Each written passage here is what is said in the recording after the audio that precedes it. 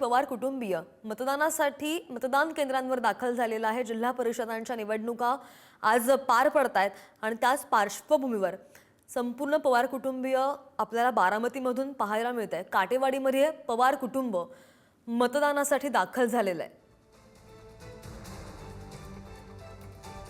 आजचा दिवस अगदीच महत्त्वाचा आहे, कारण की आज राज्यामधल्या 12 जिल्हा परिषद आणि 125 पंचायत समित्यांसाठी मतदान पार पडतंय आणि त्यामुळे मतदानासाठी सगळी यंत्रणा सुद्धा सज्ज झालेली आहे। ही दृश्य थेट पाहतोय काटेवाडीमधून, बारामतीमधून पवार कुटुंबीय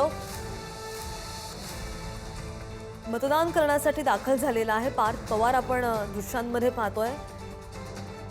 अनेकही कुटुंबातील सदस्य यावेळी उपस्थित आहेत। अनेक राष्ट्रवादीचे कार्यकर्ते आपल्याला पाहायला मिळतात, समर्थक पाहायला मिळतात।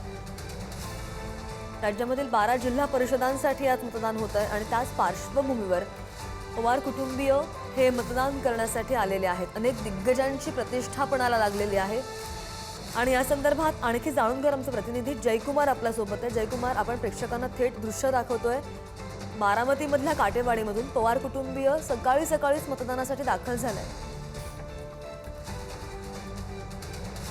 ज्या वेळेस बारामतीमध्ये निवडणुका पार पडतात त्यावेळेस दिवंगत उपमंत्री अजित पवारांनी त्यांचा मतदानाचा हक्क या जिल्हा परिषदच्या शाळेमध्ये ज्यावेळेस मतदान सुरू होतं, पहिलंच मतदान अजित पवार यांच्याकडनं केलं जायचं आणि नंतर ते पुढील बूथवरती फिरायचे, कार्यकर्त्यांना भेटायचे, सर्व त्या ठिकाणी मतदान प्रक्रिया कशा पद्धतीने पार पडते याची ते आढावा घ्यायची, चौकशी करायची आणि कार्यकर्त्यांमध्ये एक उत्साह आणून द्यायचे।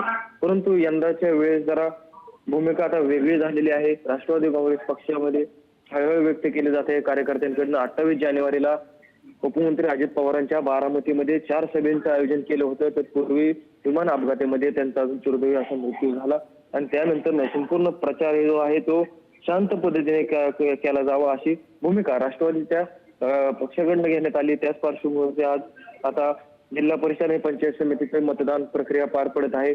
या जिल्हा परिषद प्राथमिक शाळेमध्ये पवार कुटुंबातील दिवंगत उपमंत्री अजित पवारांचे देखील मतदान होतं। त्यांच्या सुविध पत्नी सुनेत्रा पवार असतील, दिवंगत उपमंत्री अजित पवारांचे सख्खे बंधू श्रीनिवास पवार आणि त्यांच्या पत्नी शर्मिला पवार आणि युवा नेते योगेंद्र पवार यांचं देखील मतदान याच मतदान केंद्रावरती असणार आहे।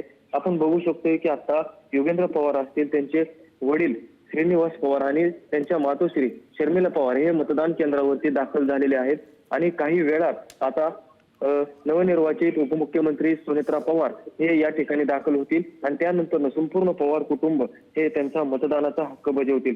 दरवेळेस उपमुख्यमंत्री अजित पवार यांच्या मातोश्री आशा काकी हे देखील मतदानाचा हक्क बजावत असतात आणि आता यंदा आशा काकी आपल्याला मतदानाचा हक्क बजावायला आलेला दिसत नाहीयेत, परंतु इतर पवार कुटुंबातील सर्व व्यक्ती या ठिकाणी आल्याचं आपल्याला पाहायला मिळतंय।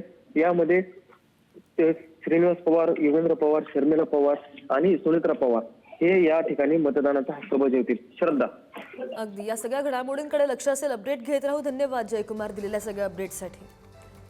बारामतीच्या काटेवाडीमधून हे दृश्य पाहतोय। सुनेत्रा पवार, उपमुख्यमंत्री सुनेत्रा पवार सुद्धा थोड्याच वेळात या ठिकाणी पोहोचणार आहेत आणि आपला मतदानाचा हक्क बजावतील। मात्र ही दृश्य आपण पाहतोय, श्रीनिवास पवार आणि पार्थ पवार हे सुद्धा मतदानासाठी दाखल झालेले आहेत।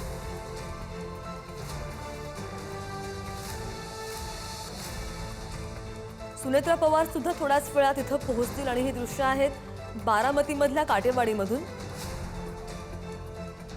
पहिली जी दृश्य आहेत ते आपण पाहतोय कोल्हापूरमधून आणि दुसरी जी दृश्य आहेत काटेवाडीमधून पवार कुटुंबियांचं मतदान पाहायला मिळतंय। मतदानाला खरं तर सुरुवात झालेली आहे आणि कोल्हापूरमध्ये सुद्धा मतदारांच्या रांगा अगदी सकाळपासूनच लागल्याचं आपण पाहतोय आणि त्यामुळे उत्स्फूर्त प्रतिसाद या मतदानाच्या दिवशी पाहायला मिळतोय। ही दोन दृश्य आपण पाहतोय बारामतीमधून आणि कोल्हापूरमधून। जिल्हा परिषदांच्या निवडणुकांचे, पंचायत समित्यांच्या निवडणुकांचे सगळे अपडेट्स तुम्हाला आज सकाळपासूनच पुढारी न्यूजवर पाहायला मिळणार आहेत। ही दोन दृश्य आणि सकाळपासूनच या मतदानासाठी सुरुवात झालेली आहे। कोल्हापूरमध्ये मतदारांच्या रांगा लागलेल्या आहेत। काटेवाडीमध्ये पवार कुटुंबियांचं मतदान पाहायला मिळतंय।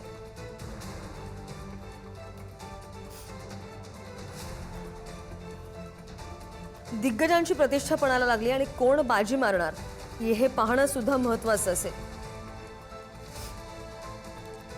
राज्यामधल्या 12 जिल्हा परिषद आणि 125 पंचायत समित्यांच्या निवडणुकांसाठी आज मतदान पार पडतंय आणि उपमुख्यमंत्री अजित पवार यांच्या अपघाती निधनामुळे राज्यावर ओढावलेल्या शोककळेमुळे आणि शासकीय दुखावट्यामुळे मतदानाची तारीख 2 दिवसांनी पुढे ढकलण्यात आली होती आणि आज मतदान होत आहे.